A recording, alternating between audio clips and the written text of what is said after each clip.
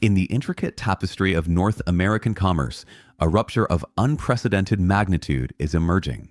The equilibrium that has long defined the economic interplay among the United States, Canada, and Mexico, forged through decades of interdependence, is now under siege. Driven by the unyielding pressures of policy and ambition, Mexico and Canada have conceived a daring stratagem, the Northern Corridor. This meticulously engineered trade route, poised to sidestep the United States entirely, stands as a defiant response to the 30% tariffs on steel and automotive components imposed by former President Donald Trump. What unfolds is not merely a logistical recalibration, but a profound reconfiguration of continental power dynamics, one that promises to divert a staggering $120 billion in trade from American ports and reshape the economic destiny of nations.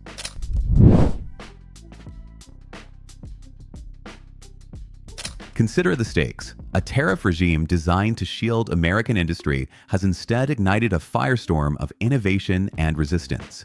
The Trump administration's protectionist edict, levying a 30% duty on critical industrial inputs, was heralded as a bulwark against foreign competition. Yet, far from fortifying the United States, it has provoked an audacious counterstroke. Mexico and Canada, bound by proximity and mutual economic imperatives, have refused to acquiesce. Behind closed doors, their governments have forged an alliance, an escape plan of such determination that it marks a historic departure from the cooperative norms of the past. The Northern Corridor Free Trade Series, as it has been termed, is no fleeting contingency. It is a calculated gambit to secure sovereignty over their economic futures. Why does this matter? The answer lies in the sheer scale of the endeavor. By redirecting $120 billion in trade flows, equivalent to a seismic shift in the continent's commercial arteries, Mexico and Canada aim to dismantle the United States' role as the linchpin of North American logistics. This is not a petty skirmish over tariffs. It is a declaration of intent, a bold assertion that the rules of engagement have irrevocably changed. The implications ripple far beyond balance sheets, threatening to destabilize industries, upend livelihoods, and force a reckoning in Washington.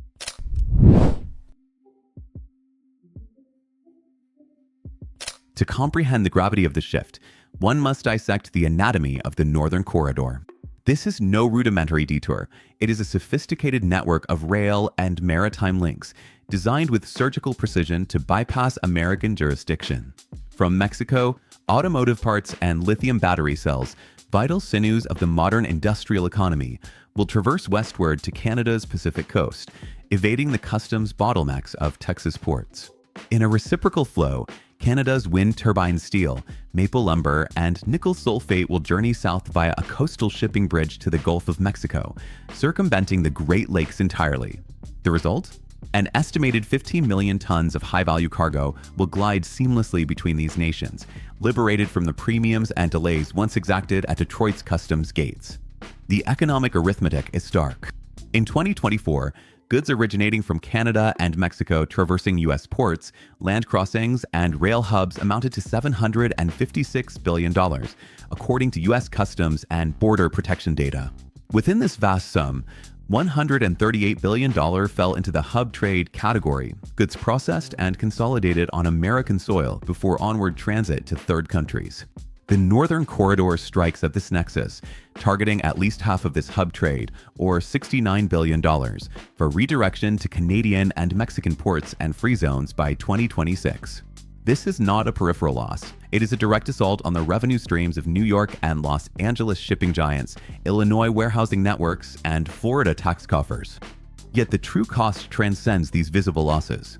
When the hidden tributaries of economic activity, customs declarations, fuel expenditures, transportation insurance, accommodation chains, and highway permits are tallied, the U.S. Treasury faces a hemorrhaging of $86 billion over 2 years. This figure, staggering in its own right, belies a deeper wound, the erosion of America's structural dominance in North American trade.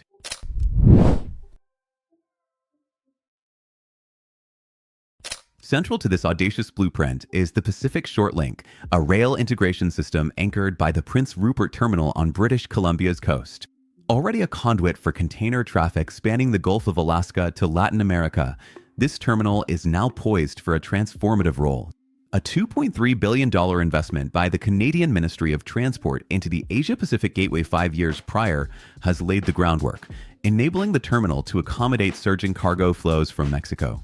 Imagine Canadian wind turbine steel arriving at Mexico's Mazatlan port within 3 days via the Sonora-Durango highway, only for the same convoy to return northward with lithium or bound for Quebec's Battery Valley.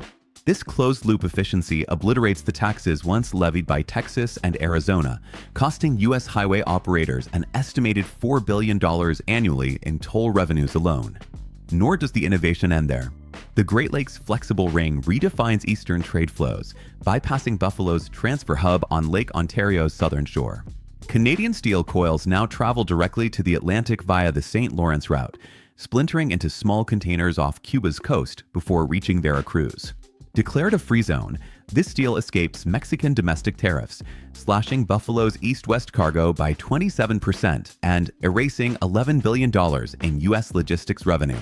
Meanwhile, a digital customs bridge marrying Canada's blockchain-based registration system with Mexico's TFAS port database ensures bilateral manifests are approved electronically, beyond the reach of U.S. oversight.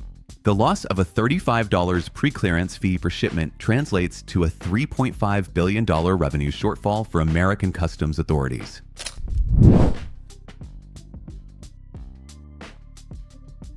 The reverberations extend to the heart of American industry. Detroit, the storied crucible of automotive manufacturing, teeters on the edge of collapse. The Transport Assembly Corridor, spanning Michigan, Ohio, and Indiana, has long assembled $85 billion in semi-finished goods from Mexico and Canada into finished SUVs. Now, Mexican battery modules will travel from Monterrey to Prince Rupert and onward to Ontario, yielding electric vehicles without ever crossing U.S. borders. This shift threatens to siphon 360,000 electric vehicles annually from Detroit's production lines, imperiling 108,000 indirect jobs and evaporating a $12.7 billion wage tax pool. The total economic toll, comprising $69 billion in direct losses, $17 billion in logistics impacts, and $34 billion in employment multipliers, reaches $120 billion over 2 years, a sum equivalent to 4.5% of Canada's GDP, 7.6% of Mexico's, and a deceptive 0.4% of the US's, masking a 2.8% decline in the Midwest economy. American port unions warn of cascading consequences. Reduced cargo volumes will trigger shift cuts, unraveling wage negotiations and imperiling thousands of livelihoods. The irony is inescapable. Trump's tariff wall, intended to safeguard American workers, has instead fractured the economic foundation of his own constituency.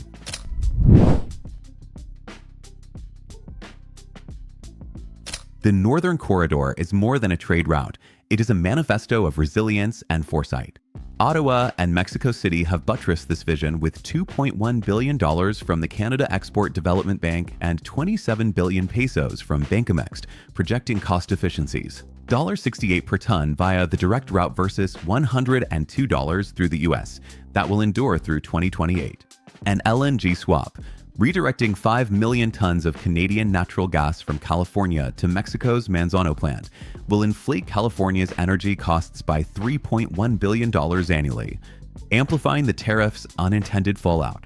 By September, as this partnership solidifies, U.S. losses could balloon to $245 billion over 5 years, eclipsing NAFTA's early gains and cementing a new bilateral axis. What emerges is a corridor of steel, lithium, and data, uniting Canada's low-carbon resources with Mexico's industrial prowess, all beyond Washington's grasp. Should Europe tighten its carbon border tax, this clean industry highway could draw global demand, doubling trade volumes and further marginalizing U.S. markets. Washington's leverage wanes. Even tariff reductions may fail to dismantle a network whose logistical superiority is now entrenched. The next 6 months will determine whether this corridor becomes an irreversible fixture, rendering the old NAFTA pathways obsolete.